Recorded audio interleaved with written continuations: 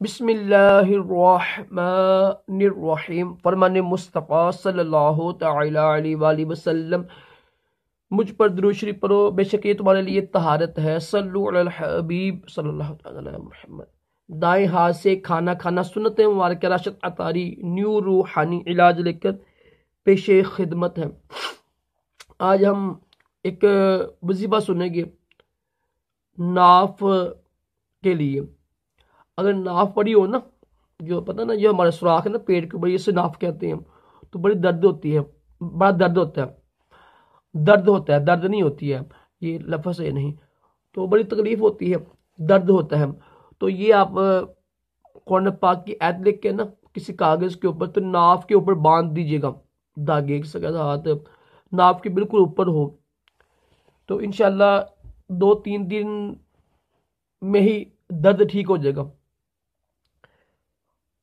قرآن پاک کی سورۃ بقرہ کی آیت نمبر 178، ٹھیک ہے، یہ آپ نے لکھ کے نا کاغذ کے اوپر، میں پڑھ دیتا ہوں آپ کو، تو انشاءاللہ لکھ لیجیے گا آپ۔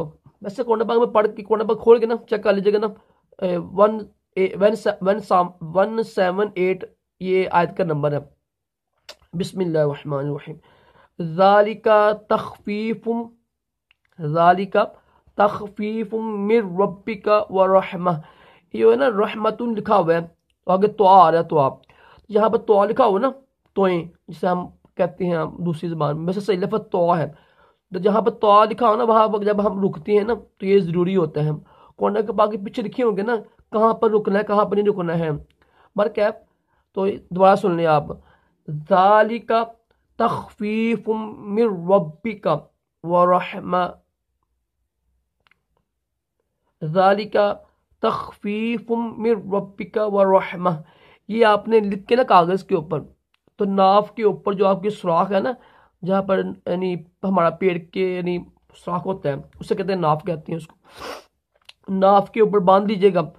کوشش کریں کہ اوپر نیچے نہ ہو، بالکل اوپر ہو ناف کے، تو اس کو 1-2 دن باندھ کے نا آپ نے اتار دینا ہے۔ اور جب دیکھیں نا کہ آپ کو حاجت ہو رہی ہے نا، یعنی پخانے کی پیشاب کی، تو اتار کے باہر رکھ کے جانا ہے آپ نے، ٹھیک ہے۔